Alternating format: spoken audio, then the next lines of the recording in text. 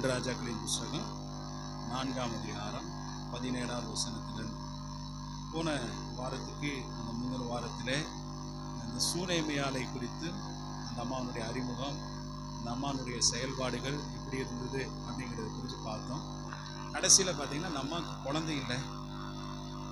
Elisha அந்த அம்மாவுடைய அந்த ஹாஸ்பிட்டாலிட்டி, அந்த உபசரிப்புகளை எல்லாம் பார்த்து, விருந்தோம்பல் எல்லாம் பார்த்து, நம்ம கை மாறு கருதாமல் ஊழியக்காரனுக்கு அவ்வளோ பணிவிடை செஞ்சு வீடு மேலே உண்டாக்கி அவருக்கு படுக்கை போட்டு அல்லேலூயா விளக்கு வச்சு இப்படி பல சௌகரியங்களையும் செய்து கொடுத்தார். எப்பொழுதெல்லாம் வீட்டுக்கு நாங்கள் வராரோ அங்கே அவரை தங்க சொல்லி நம்ம விரும்பினார். அது நிமித்தமாய் அந்த ஊழியக்காரனுடைய கேரக்டரையும் புரிஞ்சு கொண்டு கணவரிடத்துல சொன்னாங்க, இந்த நம்ம இடத்துல வந்து போகிற இந்த தேவ மனுஷனை பார்த்தா பரிசுத்தவான் என்று. அங்கே தான் ஃபஸ்ட் டைம் பரிசுத்தவான் அப்படிங்கிற வார்த்தை வருவதாக நான் சொல்லியிருக்கேன்ல. நம்ம அந்த இடத்துல தான் பரிசுத்தவான் அப்படிங்கிற வார்த்தை வருது. முதல்ல எழுதப்பட்டு கணம் பொருந்திய ஸ்திரீ அப்படிங்கிற வார்த்தையும் ஃபஸ்ட்டு அங்கே தான் மென்ஷன் பண்ணுது. அந்த அத்தியாயத்தில் தான் கேஆசியும் என்ன செய்யணும் பைபிளில் நம்ம அறிமுகப்படுத்துகிறதை பார்க்கணும். 3 புதிய விஷயங்கள் அந்த சம்பவத்தில் நடந்தது. இதெல்லாம் நம்ம பார்க்கணும். அந்த அம்மானுடைய அந்த விருந்தோம்பலின்படி எந்த கைமாறு கருதாமல், எந்த ஒரு எதிர்பார்ப்பு இல்லாமல் அந்த அம்மா மனப்பூர்வமாய் தன்னுடைய ஊழியக்காரன் நம்ம வீட்டில் தங்கியிருக்கிறார் என்று அந்த அம்மா செய்த போது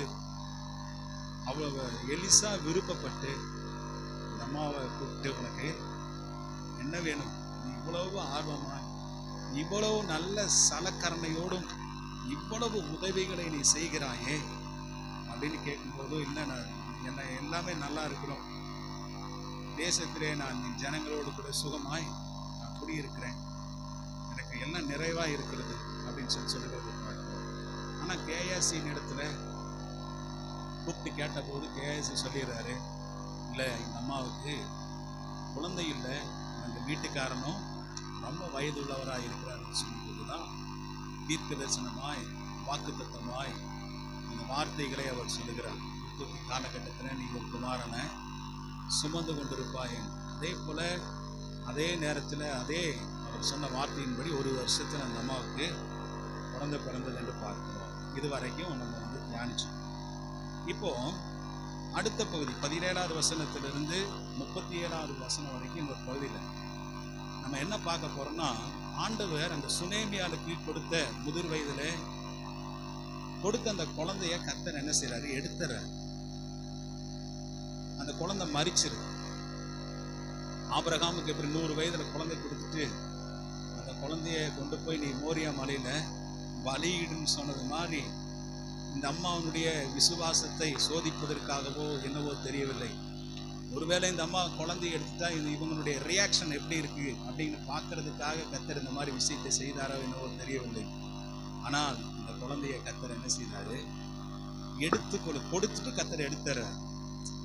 என்னன்னா, கர்த்தர் கொடுக்காம இருந்தா சிலருக்கு வேதனை என்னன்னா, சிலருக்கு கர்த்தர் கொடுக்காம இருந்தா அந்த துக்கத்திலேயே அவங்க வாழ்ந்து ரொம்ப நாள் என்ன செய்வாங்க, அப்படியே டிராவல் பண்ணி போயிடுவாங்க. ஆனா ஒரு குழந்தைய கர்த்தர் கொடுத்துட்டோம், திரும்ப எடுத்துட்டாருன்னு வச்சுக்கீங்களேன், அதனுடைய வேதனை போல ஒரு வேதனை இந்த உலகத்துல ஒண்ணுமே. அப்பதான் புலம்புவோம், நம்ம ஆண்டவரே இது கொடுக்காமையே இருந்திருக்கலாமே. இன்னைக்கு அநேகருடைய வாழ்க்கையில அப்படிதான் இருக்கு. கொடுத்துட்டு கர்த்தர் என்ன செய்யறாரு, எடுத்துக்கிறார். இப்போ இதே இங்கே நடந்தது. நீங்க வாசிச்சு பாருங்க 4ஆம் அதிகாரத்துல 17வது வசனம். அந்த ஸ்திரீ கற்பந்தரித்து எலிசா தன்னோட சொன்னபடி ஒரு உற்பத்தி காலகட்டத்தில் ஒரு குமாரனை பெற்றார். அந்த பிள்ளை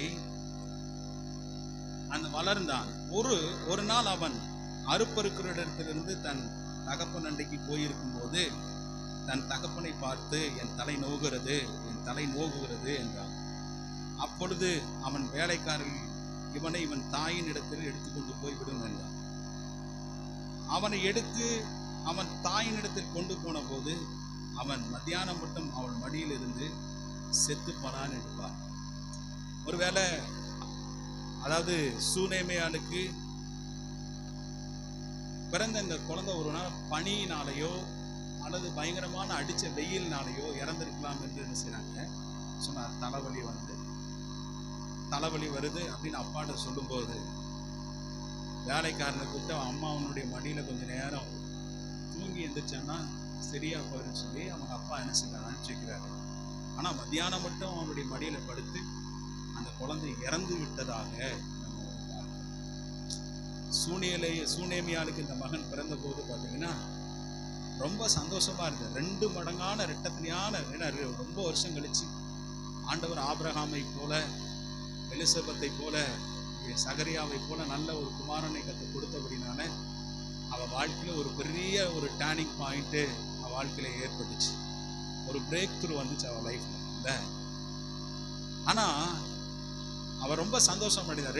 ரெட்டைப்பான ஒரு மகிழ்ச்சி, ரெட்டிப்பான ஒரு இருந்த நிலைமையை விட அதிகமான ஒரு சந்தோஷம் அந்த அம்மாவுக்கு இருந்துச்சு. தீர்க்கதரிசியும் பார்த்தீங்கன்னா ரொம்ப சந்தோஷப்பட்டார். ஏன்னா தீர்க்கதரிசி வந்து ஜெபத்தின் மகனாக, பெற்றோருக்கு முதுமையின் மகனாக இப்படி அந்த குழந்தை திகழ்ந்ததை நம்ம வந்து பார்க்கணும். அல்லேலூயா. இப்போ இந்த குழந்தை பாருங்க மரிச்சிருச்சு. மரிச்ச உடனே இந்த அம்மானுடைய ரியாக்ஷன் எப்படி இருந்துச்சு? இன்னைக்கு அதுதான் வந்து மெசேஜ். இந்த அம்மானுடைய ரியாக்ஷன் எப்படி இருந்தது அப்படிங்கிறதா. ரியாக்ஷன்னா புரிஞ்சுதா உங்களுக்கு? ரியாக்ஷன் புரியுதானே? எப்படி மேற்கொண்டாங்க, அந்த அந்த சோதனையில் எப்படி அவங்க இருந்தாங்க, அதை எப்படி பார்த்தாங்க அப்படிங்கிறது தான். இந்த காரியங்கள் ஒவ்வொரு பெண்மணிக்கும் ஒவ்வொருத்தருக்கும் இது ஒரு உதாரணமாக எடுத்துக்காட்டாக இருக்கிறது என்பதில் எந்த விதமான ஒரு சந்தேகம் இல்லை. அல்லேலூயா. இங்கே நல்லா கவனிங்க, ஒரு விஷயத்தை அந்த அம்மா செய்கிறாங்க. அந்த குழந்தை இறந்த உடனே முதல் காரியம் என்ன செஞ்சாங்கன்னா, அதாவது அந்த அம்மா எந்த விதத்திலும் இவ்வளோ வயசுல கர்த்தர் குழந்தை கொடுத்துருக்கிறாரு, வயசுல என் வீட்டுக்காரர் முதிர் வயதான போது கொடுத்துருக்கிறாரு, எனக்கு ரெட்டிப்பான மகிழ்ச்சி இருந்தது இந்த குழந்தை கொடுத்ததுனால. இப்படி கொடுத்த குழந்தையை கர்த்தர் எடுத்துட்டாரு அப்படின்னு மனசுல எந்த ஒரு முறுமுறுப்பும் அந்த அம்மா இருக்கிறதே இல்லை. என்ன படிச்சு பாருங்க, எந்த ஒரு முறுமுறுப்பும் இல்லை. கடவுளை தூசிக்கல, தீர்க்கதரிசிய தூசிக்கல. அந்த அம்மா இந்த இடத்துல அவங்க வந்து அந்த மேனிப்புலேட் பண்றதுதான், அந்த கையாளுற விதம் தான் எனக்கு ரொம்ப பிடிச்சதுங்க. அதை எப்படி கையாண்டாங்க அப்படிங்கிற விஷயம் தான். இது வந்து நம்ம ஊர்ல இந்த மாதிரி ஒரு குழந்தை இறந்துச்சு, வேலை செய்யற இடத்துல அந்த குழந்தை இறந்துருச்சுன்னா நம்ம என்ன செய்வோம்? மீனாட்சி அக்கா, காமாட்சி அக்கா, என் குழந்தைய ஊரே கூட்டிடுவோம். அப்படிதானே? ஊரே கூட்டி நல்லா இருந்த குழந்தை தலைவலிச்சதுன்னு தான் சொன்னான். ஆனா அந்த குழந்தை செத்து போச்சே, ருத்தக்கா இங்க வந்து பாருங்க, டெபோராக்கா இங்க வந்து பாருங்க, எஸ்தரக்கா இங்க வந்து பாருங்க, என்னாச்சுன்னே தெரியல, என்ன பண்றதுன்னே தெரியலன்னு கூப்பிட்டு ஒரு புலம்பல் ஒன்று பாடி நம்ம என்ன செஞ்சிருப்போம் சொல்லுங்க? ஒரு ஒரு அலப்பறையே உண்டாக்கி இருப்பாங்க. பேருக்கு செஞ்சிருப்போமா, செஞ்சிருக்க மாட்டோமா? கட்டாயம் செய்வோம். நம்ம ஊர் பொம்பளைகளெல்லாம் பார்த்தீங்கன்னா சொல்லவா வேணும்? ஒரு வீட்டு பிரச்சனைய, நமக்கு ஏதாவது ஒரு பிரச்சனை வந்துச்சுன்னா அதை நம்மோடு கூட என்ன செய்யறதில்ல, கரெக்டாக அதை மேனிப்புலேட் பண்ணுறது கிடையாது. நம்ம என்ன செய்வோம்? அதை ஊரையே கூட்டி அதை ரெண்டாக்கி அதை வந்து 10ஆ சொல்லி அப்படியா என்ன செய்யும்? அது மாறிவிடும். ஆனால் இந்த இடத்துல பாருங்க, அந்த அம்மா யாரிடத்திலும் எதுவும் சொல்லவில்லை. அங்க வேலைக்காரர்களை வேலை செஞ்சுட்டு இருந்தாங்க, வேலைக்காரிகள் இருந்தார்கள். பாருங்க, அங்கிருந்து அந்த குழந்தைய எடுத்துட்டு வர்றாங்க. எடுத்துட்டு வந்து ஊழியக்காரனுடைய மேல் வீட்டில் கொண்டு போய் அந்த குழந்தைய வைக்கிறாங்க. வச்சுட்டு கதவை சாத்துறாங்க. இந்த அம்மா இந்த இடத்துல அதாவது அவங்க முறுமுறுக்குல, எந்த வேலைக்காரனை கூப்பிட்டு சொல்லலை, வேலைக்காரி கூப்பிட்டு சொல்லலை, அவங்க பக்கத்தில் இருக்கிற உற்றார் இனஜன பந்துக்கள் யாரை கூப்பிட்டு என் மகனுக்கு இப்படி ஒரு பிரச்சனையாச்சு, ஏதாவது செய்யுங்க, வாங்க ஆஸ்பத்திரி தூக்கிட்டு போகலாம், மருத்துவரை பார்க்கலாம் என்கிற எந்த விஷயத்தையும் இந்த அம்மா செய்யவே இல்லை. நம்ம அடுத்த விஷயத்தை செய்கிறாங்க. புருஷனிடத்துக்கு போகிறாங்க. புருஷனிடத்துல போயிட்டு என்ன சொன்னால், எனக்கு ஒரு கழுதையை ஒரு வேலைக்காரனை கொடுத்து என்னை சேலம் வைத்து அனுப்பும் அப்படின்னு சொல்லி அங்கே போயிட்டு புருஷனிடத்துலையும் மேட்டர் சொல்லலை. நல்லா புரிஞ்சு, புருஷனிடத்திலும் அவருக்கு வந்து கேட்குறாரு, இன்னைக்கு வந்து அமாவாசையும் இல்லையே, இன்னைக்கு ஓய்வு நாளும் இல்லையே, நீ ஏன் வந்து தேவ மனுஷனை தேடி போக வேண்டும்? அப்போ அந்த அம்மா சொல்கிறாங்க, எல்லாம் சரிதான்ப்பா, நான் போகணும். பாருங்க, தன்னுடைய புருஷன் இடத்துல எந்த விஷயத்தையும் அந்த அம்மா சொல்லலை. நல்லா கவனிச்சுங்க. ஏன் சொல்லலை அப்படின்னா, அதாவது நல்லா கவனிங்க. ஃபர்ஸ்ட் இந்த பெண்ணை குறித்து நம்ம பார்க்கிறோம் என்னன்னா, புருஷனிடத்துல சொல்லாம கூட போயிருக்கலாம். ஒரு வேலைக்கு அந்த அம்மாவுக்கு அந்த மாதிரி பவர் இல்லை, இருக்கு. எல்லா அதிகாரம், எல்லா அத்தாரிட்டியும் அந்த அம்மாவுக்கு. ஆனா ஃபர்ஸ்ட் இந்த அம்மாவுடைய கேரக்டரை நல்லா புரிஞ்சுக்கணும். புருஷனிடத்துல போய் சொன்னான். சொல்லி இந்த மாதிரி தீர்க்கதரிசி நான் பார்க்க போறேன். ஆனா என்ன நோக்கத்துக்காக போறோம் அப்படிங்கிற விஷயத்த நம்ம என்ன செய்யலாம், சொல்லல. ஏன் சொல்லல அப்படின்னா, அதாவது சுனேமியால் இருக்கும் சுனேமியாவுக்குள்ள இருக்கிற விசுவாசம் ஒருவேளை யாருக்குள்ள இருக்காது, அவருடைய கணவனுக்குள்ள இருக்காது. நம்ம யாருகிட்டதுலயுமே சொல்லல. அந்த கழுதையை ஓட்டி கொண்டு போகிற வேலைக்காரனிடத்துல கூட சொல்லல என்ன பிரச்சனைன்னு. ஒரே ஒரு விஷயம் என்னன்னா, நாம ஒரு கருமேல் பர்வதத்தில் இருக்கிற தேவனுடைய ஊழியக்காரனை அவன் பார்க்க போறான். அதுதான் விஷயமே. எந்த ஷேரும் பண்ணாம, ஓட்டிட்டு போற கழுதைக்கும் தெரியாம, அந்த கழுதையின் ஓட்டி கொண்டு போற வேலைக்காரனுக்கும் தெரியாம, அவ்வளவு பர்சனலாக அல்லேலூயா. ஒருவேளை அந்த அம்மா தன்னுடைய கணவனிடத்துல இந்த மாதிரி விஷயத்தை சொன்னா, அவர் ஏதாவது ஒரு ஆட்சேபனை என்ன செய்திருப்பாரு, சொல்லுவாரு அப்படின்ட்டு தன்னுடைய கணவனிடத்திலும் சொல்லாம, என்னுடைய விசுவாசத்தை போலவே என்னுடைய கணவனுடைய விசுவாசம் இருக்காது என்று அவர் அஞ்சு பயந்து கொண்டு அதையும் சொல்லாம. ஏன்னா ஒரு குடும்பத்திலேயே பார்த்தீங்கன்னா மனைவியினுடைய விசுவாசம் வேற மாதிரி இருக்கும், ஒரு குழந்தையினுடைய அம்மா கணவனுடைய விசுவாசம் வேற மாதிரி இருக்கும். ரெண்டுமே ஒரே விசுவாசம் ஒரே குடும்பத்தில் ஒரே மாதிரியான ஆட்கள் இருப்பாங்கன்னு யாருனாலும் என்ன செய்ய சொல்ல முடியாது. ஏற்றத்தாழ்வுகள் இருக்கத்தான் செய்யும். என் மனைவி அதிகமாக விசுவாசமாக இருந்தா நான் அதில் கொஞ்சம் கம்மியாக கூட என்ன செய்யலாம், இருக்கலாம். அல்லேலூயா. இப்படிதான் எல்லா குடும்பத்திலும் இருக்கு. அது மாதிரி தான் அவங்க குடும்பத்தில் இருந்தது. ஆகவே போற நோக்கத்தை சொல்லாமல் நம்ம புறப்பட்டு போகிறதை பார்க்கணும். இதை ஏதோ இங்கிருந்து அப்படியே மெயின் ரோட்டுக்கு போற தூரம் கிடையாது. 25 மைல் பிரயாணம் பண்ணும். அல்லேலூயா. சூனேமில் இருந்து எத்தனை மைல்? 25 மைல் பிரயாணம் பண்ணும். அல்லேலூயா. ஆமா, ஒரு மைலுங்கிறது கிலோமீட்டர் கணக்கில் 1.5 கிலோமீட்டர் வருது. அந்த 2 கிலோமீட்டர் கணக்கு போட்டு பாருங்க எவ்வளவு போடுது. அவ்வளவு தூரம் என்ன செய்யணும், அந்த அம்மா பிரயாணப்பட்டு கழுதியில போகணும், ஊழியக்காரனை சந்திக்கிறது. அப்படி போனாங்க. இங்க இன்னொரு விஷயத்தை நம்ம வாசிக்கிறோம். அவங்க வீட்டுக்காரன் இடத்துல போய் சொல்லும் போது அவங்க வீட்டுக்காரர் என்ன சொல்றாரு, 22வது வசனத்தை நீங்க வாசி பாருங்க. தன் புருஷனிடத்தில் ஆள் அனுப்பி, நான் சீக்கிரமாய் தேவனுடைய மனுஷன் இருக்கும் இடம் மட்டும் போய் வரும்படிக்கு வேலைக்காரனையும் ஒருவனையும் ஒரு கழுதையும் எனக்கு அனுப்ப வேண்டும் என்று சொல்ல சொன்னான். அப்பொழுது அவன், இது அமாவாசையும் அல்ல, இது ஓய்வு நாளும் அல்லவே, நீ இன்றைக்கு அவரிடத்திற்கு போக வேண்டியது என்ன என்று கேட்க சொன்னான். அதற்கு அவள், எல்லாம் சரிதான், நான் போக வேண்டி இருக்கிறது என்று சொன்னதை பார்க்கிறோம்.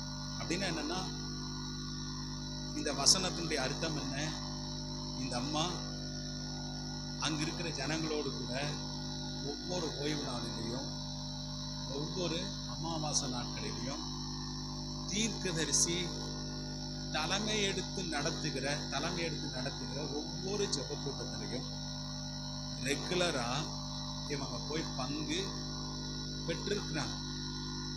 தன்னுடைய ஊர்ல இருக்கிற மக்களோடு கூட, இந்த பரிசுத்த பயபக்தி உள்ள அந்த ஸ்திரீகளோடு கூட நம்ம ரெகுலரா அதனுடைய வழக்கமா இருந்திருக்கு. அதனாலதான் அவங்க வீட்டுக்காரர் சொல்றாரு, நீ ஓய்வு நாளும் கிடையாது, அமாவாசையும் கிடையாது. ஏன்னா பிரேயர்ல பைபிள்ல யாத்திரியாம புஸ்தகம், லேவியராமம் இதுல எல்லாம் பார்த்தீங்கன்னா அமாவாசைக்கென்று சில பிரேயர்லாம் நடந்ததாக நம்ம ஒரு கூடுகையெல்லாம் கூடினதா பாருங்க. இன்னொரு ஸ்பெஷல் என்னன்னா, சூனேமியானுடைய கணவர் பார்த்தீங்கன்னா அந்த பிரேயர்ல எல்லாம் எம்சி பண்றவர்னு சொன்னாங்க. அந்த மாஸ்டர் ஆஃப் செர்மனி நடத்துகிறவர் யாரு, அவங்க வீட்டுக்காரர். அப்படி பாரம்பரியம் சொல்லுகிறது. ஆகவே அவனுக்கு தெரிஞ்சிருக்கிறது, இன்னைக்கு அமாவாசை அல்ல, இன்னைக்கு ஓய்வு நாளும் கிடையாது, அவன் ஏன் போகணும்? அல்லேலூயா. அப்போ இந்த அம்மா இதுல இருந்து நம்ம என்ன செய்யறோம்னா, இந்த அம்மா ரெகுலரா அங்க இருக்கிற இந்த ஜெப கூட்டத்துல ஆராதிக்கிறதுக்கு, தீர்க்கதரிசியோடு கூட சேர்ந்து தேவனை துதிக்கிறதுக்கு, ஜெபிக்கிறதுக்கு, இதை எல்லாத்தையும் விட தேவ வசனத்தை கேட்பதற்கு அவங்க ரெகுலரா என்ன செய்திருக்கிறாங்க. அங்கிருந்து போற பெண்களோடு கூட போயிட்டு வந்திருக்கிறதை நம்ம பார்க்கிறோம். இதை கணிக்க நம்மளால முடிகிறது. அல்லேலூயா. அதுல இன்னொரு ஸ்பெஷல் என்னன்னா, இந்த அம்மா வேற பணக்கார பெண், கணம் பொருந்திய பெண்ணுன்னு வேற பைபிள்ல இருக்கு. அதிகமான பணக்காரன். சாலமோன் ஞானி பிரசங்கியின் புத்தகத்தில் சொல்றாரு, ஒரு மனுஷனுக்கு அதிகமான செல்வம் இருந்ததுன்னா அவனுடைய ஆயுள் நாட்கள் முழுவதும் யாரை தேட மாட்டான்? கடவுளை தேட மாட்டான். ஆனா இந்த பெண்ணு பாருங்க, அல்லேலூயா, நமக்கு எல்லாமே இருக்குதுன்னு வீட்டிலே இருந்துக்குவாங்க. ஆனா இவ ஒரு கணம் பொருந்திய ஒரு ஸ்திரீயா இருந்த போதும், பணக்காரியா இருந்த போதும், அவள் தேவனுடைய ஆலயத்துக்கு ரெகுலரா போய் கர்த்தருடைய வார்த்தை கேட்பதற்கு, ஆராதிப்பதற்கு போய் வந்திருக்கிறதை நம்ம உணர முடிகிறது. ஹல்லேலூயா. பைபிள் சொல்லுது, சபை கூடி வருதலை விட்டு சிலர் விட்டு விடுகிறது போல நீங்க விட்டு விடாமல் என்று பைபிள். ஆமென். ஆமா, அந்த நாள் கர்த்தருக்குரிய நாள், அந்த நாள் கர்த்தருக்குரிய மகிமையின் நாள், அது கர்த்தருக்குரிய கனமான ஒரு நாள் என்று நம்ம பார்க்கிறோம். ஆமென். இயேசு கிறிஸ்து, இது அடிக்கடி நான் சொல்லுவேன், இயேசு கிறிஸ்து ஒரு தேவாலயத்தில் பிரசங்கம் பண்ணி கொண்டிருக்கிறாரு. அந்த இடத்துல பார்த்தீங்கன்னா 18 வருஷமாய் ஒரு அம்மா அந்த தேவாலயத்துக்கு வந்துக்கிட்டே இருந்திருக்கிறாங்க ரெகுலரா. ஆமென். ஏசப்பா அந்த ஜெபாலயங்கள்ல பிரசங்கிக்கும் போதெல்லாம் அந்த அம்மாவை பார்த்துருக்கிறார். அந்த அம்மாவுக்கு எவ்வளவுதான் பலவீனமா இருந்தாலும் அந்த அம்மா ஒரு நாளும் கோயிலுக்கு வர்றத, கர்த்தரை ஆராதிக்க வர்றத நிறுத்தவே. நமக்கு கூணி என்று பாரு, நம்ம குனிஞ்சுக்கிட்டே தான் என்ன செய்வாங்க, சாப்பிட்றதுக்கு கஷ்டப்பட்டிருப்பாங்க, தண்ணி குடிக்கிறதுக்கு கஷ்டப்பட்டிருப்பாங்க, உட்கார்ந்து எழுந்திருக்கிறதுக்கு அந்த அம்மா கஷ்டப்பட்டிருப்பாங்க. இவ்வளவு சூழ்நிலையிலும் குமிஞ்சிக்கிட்டே சர்ச்சுக்கு வந்தாங்க. ஒரு நாள் அந்த அம்மா ரெகுலரா வர்றதை பார்த்து தான் ஏசப்பானுடைய கண்கள்ல இந்த அம்மா பட்ட உடனே இந்த அம்மாவை கூப்பிட்டு இந்த பிரசங்கத்தின் நடுவிலேயே அந்த அம்மாவுக்கு சுகத்தை கொடுத்த. 18 வருஷமாய் கட்டப்பட்டிருந்த ஆபிரகாமினுடைய குமாரத்தியின் கட்டை பிசாசு கட்டி வைத்திருந்ததை அந்த நாளிலே கர்த்தர் அவிழ்த்தார் என்று பார்க்கிறோம். இது எப்படி நடந்தது? அந்த அம்மா அன்னைக்கு ஆலயத்துக்கு வரலைன்னா அந்த அம்மாவுக்கு நடந்திருக்குமா? நடந்திருக்காது. அடுத்த வருஷம் இயேசு கிறிஸ்துனுடைய அந்த 3.5 வருஷத்தினுடைய அந்த கடைசி வருஷமாய் கூட இருந்திருக்கு. அந்த அற்புதத்தை அந்த அம்மாவுடைய தனக்கு என்ன பிரச்சனை இருக்குதுன்னு அந்த அம்மா பார்க்கல. நான் ஒரு கூனின்னு பார்க்கல அந்த அம்மா, நம்மளால போக முடியும் அதெல்லாம் பார்க்கல. ஆனா கர்த்தருடைய ஆலயத்துக்கு நம்ம என்ன செய்யணும்? ரெகுலரா போகணும். ஆமென். அந்த அம்மா எந்த ஒரு எதிர்பார்ப்பு இல்லாம ஆலயத்துக்கு வந்தாங்க. ஆனா கர்த்தர் என்ன செய்தார்? ஆமா, நம்ம சும்மா இருந்தாலும் கர்த்தர் சும்மா இருக்க மாட்டார். நம்முடைய எல்லாவற்றையும் ஆராய்ந்து பார்க்கிறவர், எல்லாம் அறிகிற கர்த்தர், எல்லாம் தெரிகிற கர்த்தர். நிச்சயமாய் கர்த்தர் நமக்கு உதவி செய்யும். அல்லேலூயா. ஆமா, 38 வருடமாய் பெதஸ்தா குளத்துல இருந்த மனுஷன் இயேசுவை தேடி போல, இயேசுதான் அவனை தேடி வந்தார். அல்லேலூயா. போறான் ஏசப்பா இடத்துல அறியாம சொல்றான், நான் எப்பாவது ஒரு தூதன் வந்து இந்த குளத்தை கலக்குதான், எனக்கு முந்தி போய் யாராவது விழுந்து சுகம் பெற்றுருவாங்க, என்னால எந்திரிச்சு நடக்கும். அவனை அறிஞ்சு கர்த்தர் வர்றாரு. அதுதான் விஷயம். அவன் விசுவாசத்தோடு கூட இந்த பெதஸ்தா குளத்துல இருந்தான். கர்த்தர் அவனுடைய சூழ்நிலை உள்ளத்தை பார்த்து அவனுடைய காரியத்தை அறிந்து அவன் அருகே இறங்கி வந்து, அப்பா அவனுக்கு குளமெல்லாம் இல்லை, நான் தரேன்னு சொல்லி அவன் ஆண்டவர் சுகத்தை கொடுத்து படுக்கை எடுத்துக்கொண்டு நடந்து போய் சொல்லி கர்த்தர் அந்த நாளிலே சுகத்தை கொடுத்தார். நான் நினைக்கிறேன் சூனேமியாளுக்கும் இதே போல ஒரு நல்ல, அவன் ரெகுலரா ஆலயத்துக்கு போயிருந்திருக்க வேண்டும். ரெகுலர் அந்த வீட்டுக்கு கர்த்தர் ஒரு ஊழியக்காரனை கர்த்தர் அனுப்பி இருக்கிறார். அல்லேலூயா. அனுப்பி அவளுடைய குறைகளை எல்லாம் நீக்கிறார். இருந்தாலும் அவளுடைய விசுவாசத்தை சோதிப்பதற்காக கர்த்தர் இந்த இடத்துல அதை பண்ணார். பார்க்க இந்த இடத்துல இன்னொரு விஷயத்தை கூட நான் உங்களுக்கு மென்ஷன் பண்ண விரும்புகிறேன். அவன் புருஷன் கேட்குறான், இன்னைக்கு ஓய்வு நாளும் நல்ல அமாவாசை இல்லை, அப்படின்னு என்ன அர்த்தம், நீ ஏன் போகணும், தேவையில்லையே அப்படிங்கிற மாதிரி அவர் பேசுறாரு. பேசும்போது அந்த அம்மா எப்படி பதில் சொல்றாங்க பாருங்க, எல்லாம் சரிதான். சொல்லுங்க பாக்கல, எல்லாம் சரிதான். வீட்டுக்காரன்ட்ட சொல்லல. அந்த அம்மா என்ன சொல்றாங்க, இட் ஷல் பி வெல் அப்படிங்கிறாங்க. அப்படின்னா என்ன, அது நன்றாகவே இருக்கிறது. ஹீப்ரு பைபிள்ல அது இட் ஷல் பி பீஸ் என்று எழுதப்பட்டிருக்கிறது. பீஸ், எல்லாம் சமாதானம் தான், ஒண்ணுமே கிடையாது. எல்லாம் இன்னைக்கு நீங்களும் நானா இருந்தா, நம்ம பெண்களா இருந்தா என்ன பேசியிருப்போம், ஓய் வீட்டுக்காரன இல்ல அழுது குழம்பி செத்து போயிட்டாங்க, என்ன பண்றதுன்னே தெரியல, வா நம்ம போய் அந்த ஊழியக்காரனை போய் நான் உன்ட்ட குழந்தை கேட்டேன்னா அப்படின்னு ஒரு பார்வை ஒன்று பார்த்துட்டு வந்தரலாம் அப்படின்னு சொல்லி கூட்டிகிட்டு போவாங்க. அந்த அம்மா என்ன சொல்லி எல்லாமே பாசிட்டிவாக பேசுகிறாங்க, நேர்மறையாக பேசுகிறாங்க. நம்ம வாழ்க்கையில் எல்லாமே விசுவாசத்தோடு கூட எல்லாம் சரியாக தான் இருக்குது. சொல்லுங்க மக்கள், எல்லாம் சரி. எப்படி சொன்ன, இந்த தேவனிடத்தில் அன்பு கூறுவது சகலமும் நன்மைக்கு ஏதுவாக நடக்கும். அல்லேலூயா. எல்லாம் சரியாக தான் இருக்குது. என் குடும்பத்தில் எல்லாம் கரெக்ட், எல்லாம் சரியாக இருக்குது. என் தேவன் எல்லாவற்றையும் பார்க்கிறார். அல்லேலூயா. தேவன் தம்முடைய ஐஸ்வரியத்தின்படி மகிமையெல்லாம் கிறிஸ்து இயேசுவுக்குள், குறைவுகளை எல்லாம் கிறிஸ்து இயேசுவுக்குள் மகிமையிலே நிறைவாக்குகிறார். எல்லாம் கரெக்டா, ஆமே, எல்லாம் சரியா இருக்கு, எல்லாம் நல்லா இருக்கு, எனக்கு எந்த குறையுமே இல்லை, எதுவுமே. நம்ம எப்பவுமே நம்ம பேசும்போது நம்ம வாயிலிருந்து வார்த்தைகள் எப்படி வரணும், விசுவாசம் உள்ள வார்த்தைகள், கிருபை புரிந்தின வார்த்தைகளாய் பேசுவேன். அல்லேலூயா. தாவீது அவ்வளவு கேவலமா சவுல் ராஜா ட்ரீட் பண்ணார், அவ்வளவா பயங்கரமா கேவலமா நடத்தினாரு. ஆனா தாவீது பாருங்க, சவுல் ராஜாவை கூப்பிடும் போது என் தகப்பனே, மை லார்ட், என் தகப்பனே என்று அவனை அந்த கிருபை பொறிந்த வார்த்தைகளை பேசினதை நம்ம பார்க்கிறோம். அல்லேலூயா. எப்பொழுதுமே தேவனுடைய பிள்ளைகளுடைய வார்த்தைகள் சுருக்கமாக தான் இருக்கும், ரொம்ப நீண்ட. இப்போ இதே அம்மா கேயாசின் இடத்துல தூரத்துல பார்த்துட்டு எலிசா தீர்க்கதரிசி சொல்றாரு, இந்த சூனேமியால் வர்றான், அவளுக்கு என்ன பிரச்சனை, அவன் போய் கேளுன்னு சொல்லும்போது கேயாசின் இடத்துல அந்த அம்மா ஒரே வார்த்தை தான் பேசுறாங்க, எல்லாம் சரியா இருக்கு, அவ்வளவுதான். அதுக்கு மேல அவன்கிட்ட பேசவே கிடையாது. இன்னைக்கு உலகத்தில் இருக்கிற எல்லா பெண்களும், குறிப்பா கிறிஸ்துவ சமுதாயத்தில் இருக்கிற பெண்களுக்கு இந்த அம்மா ஒரு ரோல் மாடலா இருக்கிறாங்க. அல்லேலூயா. பைபிள் சொல்லுது கிழவிகள் பேச்சு என்று இருக்கிறது. ஆம்பளைகளை சொல்லல, யார சொல்லுது, பெண்கள் கிழவிகள். கிழவன் பேச்சுன்னு சொல்லல, கிழவிகள் பேச்சு. கிழவிகள் பேச்சுன்னா என்னது, உட்கார்ந்தா மணிக்கணக்கில் நம்ம சாயந்தரம் வரைக்கும் மத்தியானம் சாப்பாடே சாப்பிட மாட்டாங்க, அவ்வளோ விஷயங்களை கிழவிகள் பேசிட்டு, பழைய கதை, அந்த கதை, இந்த கதை, அது அப்படி, இது இப்படி இப்படின்னு பேசிட்டே இருக்காங்க. அந்த மாதிரில நம்ம பேசுகிற வார்த்தை ஷார்ட்டா இருக்கு. அல்லேலூயா. மல்கியாவின் புத்தகத்தில் வாசிக்கிறோம், கர்த்தருக்கு பயந்தவர்கள் ஒருவரோடு ஒருவர் பேசிக்கொள்ளும் போது கர்த்தர் என்ன செய்யறாரா, கவனித்து கேட்கிறார், அதை உற்று கவனிக்கிறார் என்று பார்க்கிறோம்.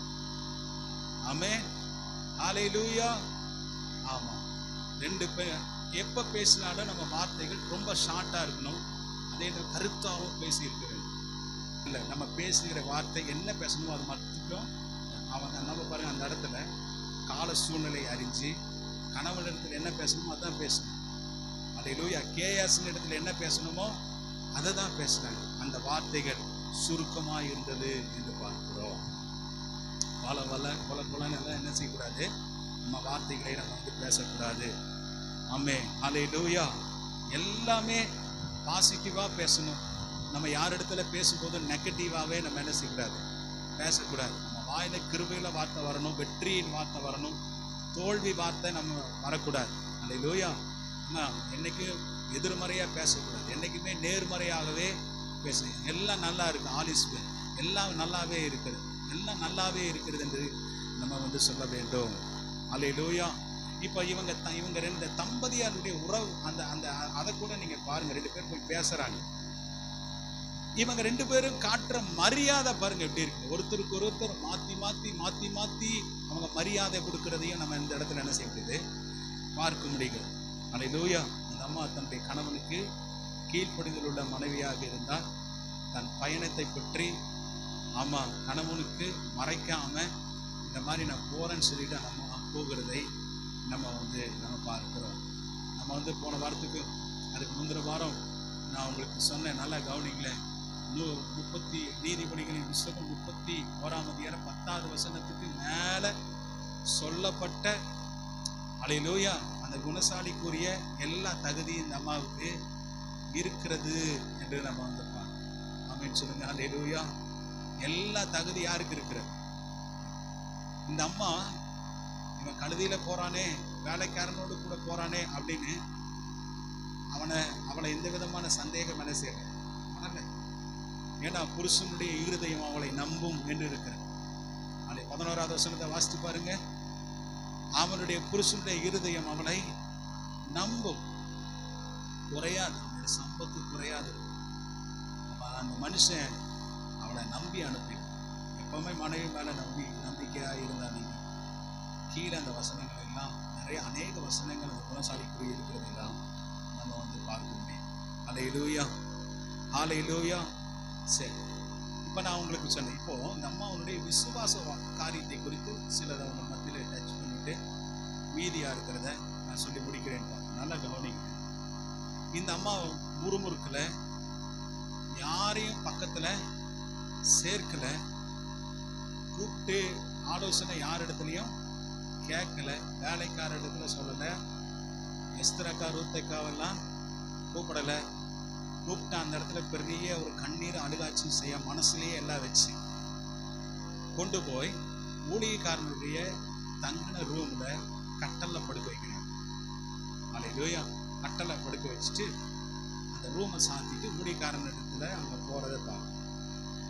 இது எதை அவங்களுக்கு காண்பிக்கிறது அப்படின்னா, ஆபிரகாமை போலவே அந்த சூனேமியாருக்கும் என்ன இருந்தது? விசுவாசம். என்ன விசுவாசம் இருந்தது? என் தேவன் என்னுடைய இவ்வளவு வருஷம் கழிச்சு எனக்கு ஒரு குமாரனை கொடுத்த. ஏன்னா இந்த அம்மாவுக்கு நிச்சயமாய் ஆபிரகாமுடைய ஸ்டோரி தெரியும். ஒவ்வொரு யூதனுக்கும் ஆபிரகாமுடைய வாழ்க்கை தெரியாம இருக்க. ஆபிரகாம் விசுவாசிக்கிறவர்கள் எல்லாருக்கும் தகப்பனாய் இருந்தார். ஆகவே தெரியும். ஏன்னா ஆபிரகாமுடைய வாழ்க்கை முறையை படித்து ஆபிரகாம் என்னுடைய பிதா என்று அவங்க சொல்லுவாங்க. ஆண்டவர் சொன்னார், உன் பேரை ஆபிரகாமே உன் பேரை பெருமைப்படுத்துவேன். ஆபிரகாம் எங்க எல்லா இடங்களிலும் பேசப்படுகிற ஒரு நபராய் இருந்தார். அல்லேலூயா. ஆபிரகாமுடைய எல்லா விஷயங்களும் நமக்கு தெரியும். முதிர் வயதான போது தன்னுடைய குமாரனை பலி செலுத்தினது, ஆபிரகாம் கீழ்ப்பிடிந்து அந்த குழந்தையை தூக்கிட்டு மோரியா மலைக்கு போனது, அவன் குழந்தையை பலியிடுகிற நேரத்தில் அல்லேலூயா கர்த்தர் உன் பிள்ளையாண்டான் மேல் கையை போடாதே என்று சொன்ன விஷயத்தையும் அவள் அறிந்திருந்தாள். எபிரேய ஆக்கியோன் சொல்லும்போது ஆபிரகாமுக்குள்ள அப்படிப்பட்ட விசுவாசம் இருந்தது. என்ன விசுவாசம்? என் பிள்ளைய கர்த்தர் சாம்பலாக்கி போட்டார். பலியிடப்பட்டு என் பிள்ளை சாம்பலானா கூட அந்த சாம்பலிலே இருந்து கர்த்தர் எனக்கு பிள்ளையை தருவார் அப்படிங்கிற ஒரு விசுவாசம் ஆபிரகாமுக்குள்ள இருந்தது. சாம்பல்ல கூட என்ன தருவாராம்? பிள்ளை தருவார் விசுவாசம் இருந்தது. ஆதி எபிரேயர் நிருபம் 11ஆம் அதிகாரம் 18, 19வது வசனத்தை நீங்கள் வாசித்து பாருங்கள். எபிரேயர் நிருபம் 11ஆம் அதிகாரம் 18, 19வது வசனம். 18, 19. ஈசாக்கினிடத்தில் உன் சந்ததி விளங்கும் என்று அவனோடே சொல்லப்பட்டிருந்ததே, இப்படிப்பட்ட வாக்குத்தத்தங்களை பெற்றவன் மரித்தோரிலிருந்து எழுப்ப தேவன் வல்லவராயிருக்கிறார் என்று எண்ணி தனக்கு ஒரே பேரானவனையை பலியாக ஒப்பு கொடுத்தான். மரித்தோரில் இருந்து அவனை பாவனையாக திரும்பவும் பெற்று கொண்டான் என்று நம்ம பார்க்கிறோம். அல்லேலூயா. என் தேவன் என் குழந்தை சாம்பலானா கூட அந்த சாம்பலில் இருந்து கர்த்தர் பிள்ளையை தருவார் என்கிற அந்த விசுவாசம் ஆபிரகாமுக்குள்ள இருக்கும். ஆபிரகாம் விசுவாசத்திலே பலவீனப்படவில்லை. ஆபிரகாம் விசுவாசத்திலே அல்லேலூயா சந்தேகப்படவில்லை. ஆபிரகாமுக்கு அந்த அளவு கடந்த விசுவாசம் இருந்தது. என் குழந்தை மரிச்சாலும் தேவன் திரும்ப உயிர்ப்பிப்பார். அதே விசுவாசம் தாங்க யாருக்குள்ள இருந்துச்சு? சூனேமியக்குள்ள இருந்தது. அதனாலதான் இந்த அம்மா முறுமுறுக்குல கணவன் இடத்துல சொல்லல, வேலைக்காரர்களை கூப்பிடல, எஸ்தரக்கா ரூத்தக்காவை கூப்பிடல. நேரா என் குழந்தைய கர்த்தர் உயிர்ப்பிப்பார். அல்லேலூயா. ஆமா, எப்பேற்பட்ட சூழ்நிலையிலும் என் தேவன் என் குழந்தைய உயிரோடு கூட எழுப்புவாருங்கிற அந்த நம்பிக்கை அந்த அம்மாவுக்குள்ள இருந்தபடினால அந்த அம்மா வேற யாரையும் தேடி போகாம, மருத்துவரை தேடி போகாம, ஊழியக்காரனை தேடி போவதற்கு அந்த அம்மா பிரயாணப்பட்டு 25 மைலுக்கு அந்த பக்கம் இருக்கிற கர்மேல் பர்வதத்தில் இருக்கிற ஊழியக்காரனை தேடி போனாங்க. இந்த அம்மாவை இந்த அம்மாவும் விசுவாச வீரர்களுடைய பட்டியல வர்றாங்க. இந்த அம்மாவும் எதுல வர்றாங்க? விசுவாச வீரர்களுடைய பட்டியல. இப்ப ஏன் எலிசாவின் இடத்துக்கு இந்த அம்மா போகணும்? ஏன் எலிசாவின் இடத்துக்கு போகணும்? எலியா இருந்த காலத்திலே இதே போல ஒரு சம்பவம் நடந்தது. இதுதானே 18ஆம் அதிகாரம் 17ஆம் அதிகாரத்துல வாசிக்கிறோம். 1 ராஜாக்கள் 17ஆம் அதிகாரம். சாரிபாத் வீட்டு ஊரு, அந்த பஞ்ச காலத்திலே சாரிபாத் ஊர் விதவையின் வீட்டுக்கு போறாரு. பஞ்சகாலம் முழுவதும் அங்க இருக்கிறாரு. அப்பமும் தண்ணீரும் குறைவில்லாமல் எலியா ஆசீர்வதிக்கிறாரு. அந்த வீட்டுக்கு போன உடனே அங்க இருக்கிற சரப்தாவின் அந்த அந்த அந்த அந்த மகனுடைய அந்த அந்த பெண்ணுடைய மகனும் இதே போல மரிச்சு. அப்ப அந்த இடத்துல எலியா என்ன செய்யறாரு? முதல்ல குழந்தைய உயிர்ப்பிக்கிறார். இதே போல நடக்கும், உயிர்ப்பிக்கிறார். இந்த செய்தி யாருக்கு தெரியும்? இந்த ஹிஸ்டரி யாருக்கு தெரியும்? சுனேமியாளுக்கு தெரியும். இது மாத்திரமல்ல, அவளுக்கு சுனேமியாளுக்கு தெரிஞ்சது எலியாவோடு கூட இவர் இருந்தார் என்றும் யாருக்கு தெரியும்? சுனேமியாளுக்கு தெரியும். இன்னொரு விஷயமும் சுனேமியாளுக்கு தெரியும். என்ன விஷயம் தெரியும்? எலியாவுக்குள் இருந்த ரெட்டிப்பான வல்லமை எலிசாவுக்குள்ள இருக்குதுன்னு தெரியும். ஹல்லேலூயா. அதனால இந்த அம்மா மனசுல எந்த விதமான பதட்டம் இல்லாம, முறுமுறுக்காம, யாரை கூப்பிடாம, யாரிடத்துல கன்சல்ட் பண்ணாம நேர தேவ ஊழியக்காரனை பார்க்க போலான்னு சொல்லி அந்த அம்மா போயிடுச்சு. ஹல்லேலூயா. இந்த அம்மா விசுவாச வீரர்களுடைய பட்டியல் இந்த அம்மா வருதுங்க. ஆமே, இதெல்லாம் இந்த அம்மாவுடைய விசுவாசம் தான் காரணம். நீ மரித்தவரிலிருந்து நிச்சயமா என் தேவன் இவ்வளவு வருஷம் கழிச்சு கொடுத்த தேவன் என் குழந்தையை திரும்ப தருவார் என்கிற அந்த நம்பிக்கை, அந்த விசுவாசம் கர்த்தர் மேல இருந்ததுனால தைரியமா அவங்க போனாங்கன்னு பார்க்கிறாங்க. வசந்த வாசி அதே 11ஆம் எபிரேயர்கள் 11ஆம் அதிகாரம். இதுல நீண்ட விசுவாச வீரர்களுடைய பட்டியல் இருக்கு. அதுல இவங்களையும் நம்ம பார்க்கிறோம். அல்லேலூயா. 32வது வசனத்தை பாருங்க. பின்னும் நான் என்ன சொல்லுவேன்? கிதியோன், பாராக், சிம்சோன், யெப்தா, தாவீது, சாமுவேல் என்பவர்களையும் தீர்க்கதரிசிகளையும் குறித்து நான் விவரம் சொல்ல வேண்டுமானால் அது காலம் போதாது. 33வது வசனம். விசுவாசத்தினாலே அவர்கள் ராஜ்யங்களை ஜெயித்தார்கள். 309வது பக்கம், புதிய ஏற்பாடு 309. விசுவாசத்தினாலே அவர்கள் ராஜ்யங்களை ஜெயித்தார்கள், நீதியை நடப்பித்தார்கள், வாக்குத்தத்தங்களை பெற்றார்கள், சிங்கங்களின் வாய்களை அடைத்தார். 34வது வசனத்தை எல்லாம் சேர்ந்து வாசிங்க பார்க்கலாம்.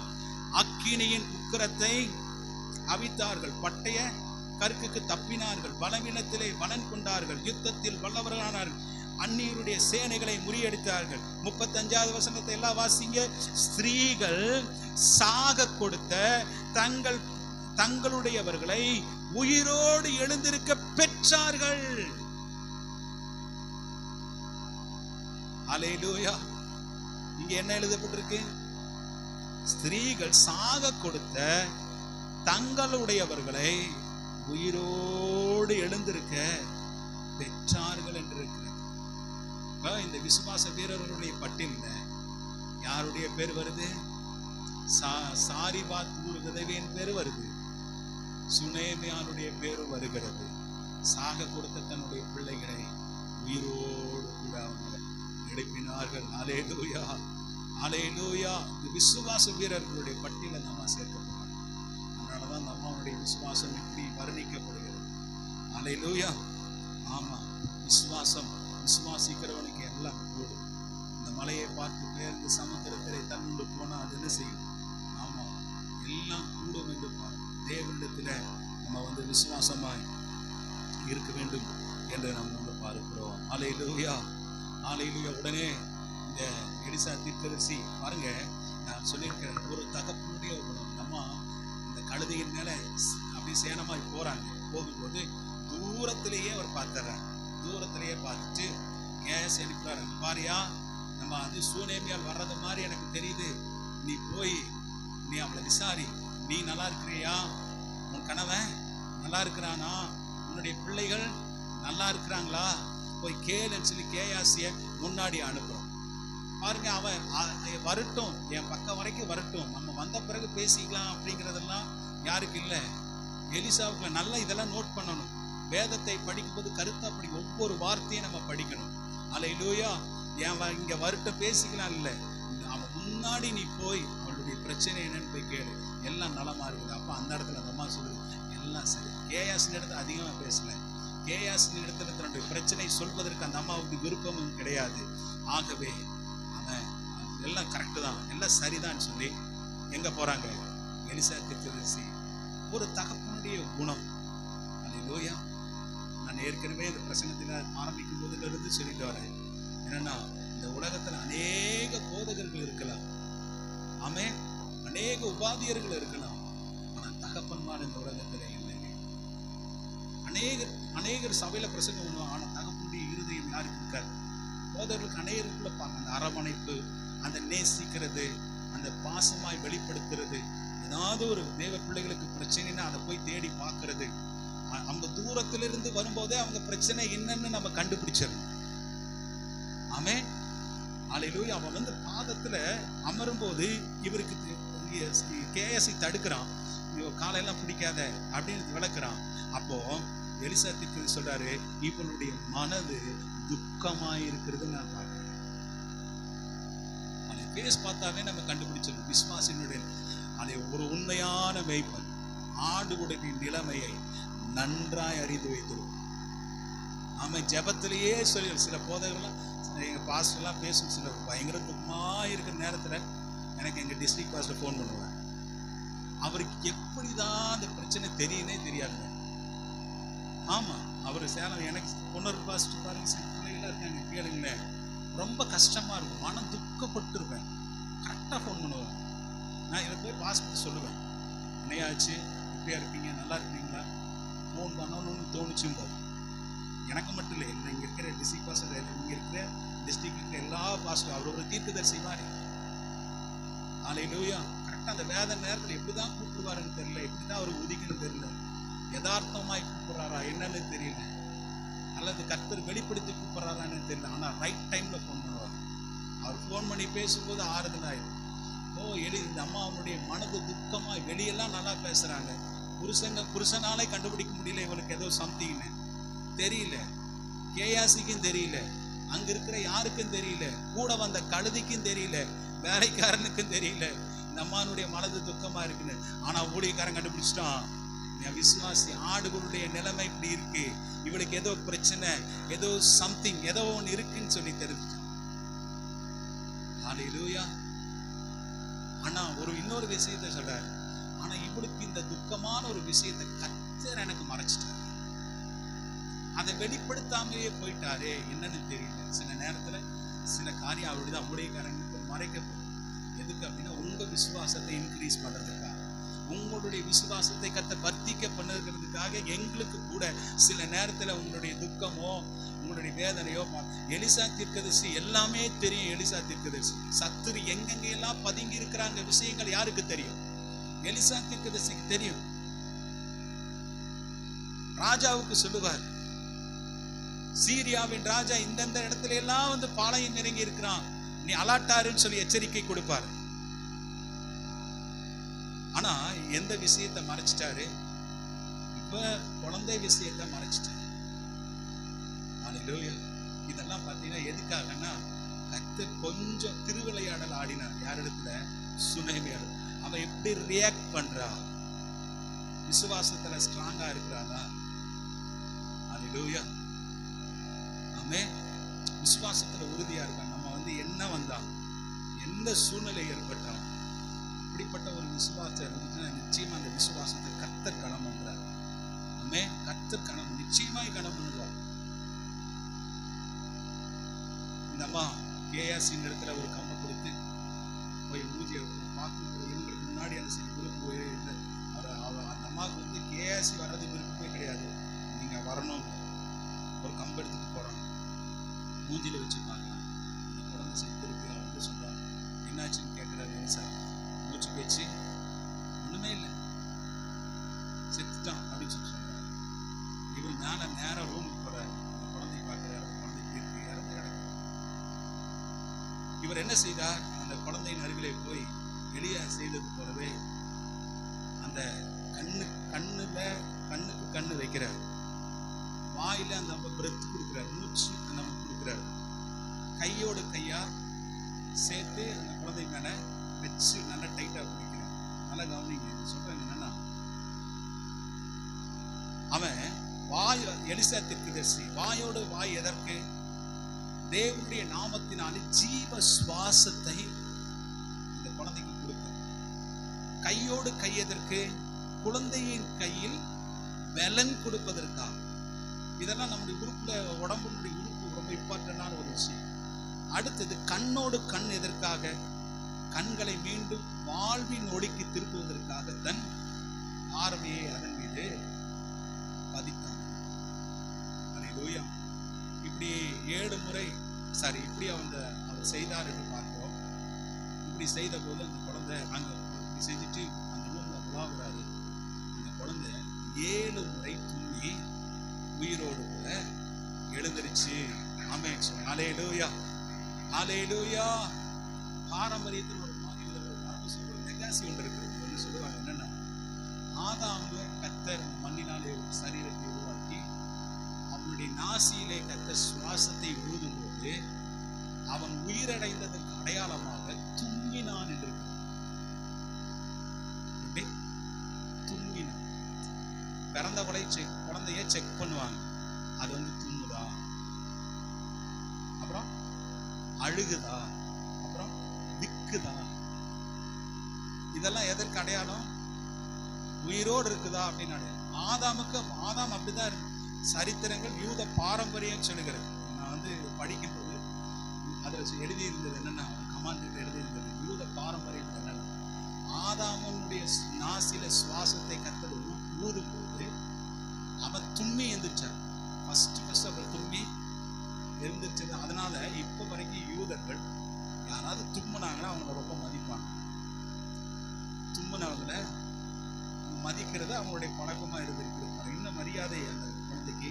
யாரும் குழந்தை தும்முனாலும் சரி, பெரியவங்க தும்முனாலும் சரி, அப்படி தும்பும்போது ஒரு ஆக்ஷன்லேயே, அதாவது அவங்களுக்கு ஒரு மரியாதை கொடுக்குது. அவங்களுடைய மரபு, அவங்களுடைய பாரம்பரியமா இருக்கிறதாக. அல்லேலூயா. நல்லா கவனிங்க. இப்போ நம்ம சுனேமையான இடத்துல இருந்து நம்ம என்ன பாடத்தை நம்ம கற்றுக்கொண்டோம் அப்படின்னா, நம்ம விசுவாசத்துல, நம்ம முடிஞ்ச அளவுக்கு விசுவாசத்துல போராட வேண்டும். அல்லேலூயா. நமக்கு ஏதாவது ஒரு பிரச்சனைனா யாரிடத்துலையும் போய் எதுவும் சொல்லக்கூடாது. ஆமென். அல்லேலூயா. கணவன் இடத்துல கூட தன்னுடைய போகிற நோக்கத்தை சொல்ல. என்னன்னா, நம்முடைய கணவனுடைய விசுவாசம் என்னை போல இருக்காது. நம்ம பேசுகிற வார்த்தைகளெல்லாம் என்னைக்குமே பாசிட்டிவா பேசலாம், நெகட்டிவா பேசவே. எல்லாம் சரிதான். கேஎஸ்என் இடத்துல சொல்லும்போது எல்லாம் கரெக்டு தான், சரியா தான் இருக்கு. தன்னுடைய புருஷன் இடத்துல சொல்லும்போது தன் மகன் செத்து போயிட்டான்னு சொல்லுவோம். கணவனுக்கு யாராவது மிரட்டுவாங்களா? எவ்வளவு தூரம் இருந்தாலும் ஃபோன் பண்ணி சொல்லவும் இல்லை. ஃபர்ஸ்ட் யாருக்கு தான் சொல்லுவோம்? கணவனுக்கு தான் சொல்லுவோம். இந்த மாதிரி குழந்தை இறந்துருச்சு. அல்லேலூயா. பாலியாங்கிச்சோ குறித்து சொல்லுவாங்க. பாலியாங்கிச்சோ அவர் உயிரோடு இருந்த நாட்களே முடிவு செய்யும் போது ஒரு நாள் டேவிட் யாங்கிச்சோ அவன் மகன் வந்து இறந்துட்டார். என்னோட புக்கு நாளைக்கு முன்னாடி படித்தேன். அந்த குழந்தை இறந்துருச்சு. டேவிட் யாங்கிச்சோ இறந்துட்டார். இவர் என்ன செஞ்சாரு? வெளியே இருந்தவர் இவர் கால் பண்ணி மாமியாரும் மனைவி கூப்பிடுறாங்க. மகன் எனக்கு முடிவில் பிஸியாக இருந்தது, விட்டுட்டு வர்றாரு. வந்த உடனே நேராக மகனை பார்த்துட்டு, அங்கே இருக்கிற கூட்டத்தையெல்லாம் பார்த்துட்டு, நேராக அவருடைய ப்ரேயருக்குன்னு ரூம் இருக்கணும். அந்த ரூமில் போய் கதை உடைச்சிட்டு ஜெபம் பண்ண ஆரம்பித்தார். அவன் ரொம்ப நேரம் ஜெபம் பண்ணி ஆண்டவர் சமூகத்தில் ஆண்டவரை விடாமல் குமாரன் அவன். அடுத்த ஊழியத்தை அவன் தான் செய்யணும். நீர் வந்து எடுத்துட்டீரே ஆண்டவரே என்று இப்படி போராடி தேவ சமூகத்தில் உட்கார்ந்து ஜெபம் பண்ணும்போது அந்த பையன் உயிரோட எழுந்துச்சுட்டான். எழுந்த உடனே நேரம் அவங்க அப்பா ரூம்ல போய் அவங்க அப்பாவுக்கு திட்டுனானோ.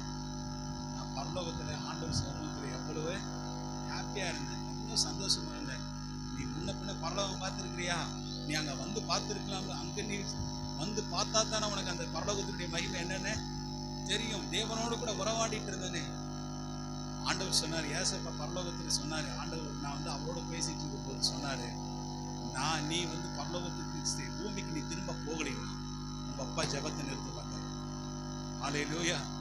நீ வந்து எப்போ கீழே போறையோ அப்பதான் உங்க அப்பா ப்ரேயரை நிறுத்துவாரு.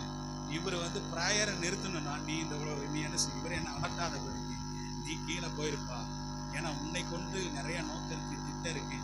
ஊழிய சாப்பிட்டு நீ தான் வீட்டில் மூத்த குமாரன். உங்க அப்பானுடைய ஊழியத்தை இன்னைக்கு நீ என்ன செய்ய எடுத்து நடத்தணும். அதுக்காக நீ தயவு செய்து நீ போயிரு. உங்க அப்பானுடைய விசுவாசத்தை சோதிக்கிறதுக்கு தான் இந்த மாதிரி விஷயத்தை நான் பண்ணினேன் வான்னு சொல்லி கத்தர் கொண்டு கொடுத்துட்டு போயிட்டேன்.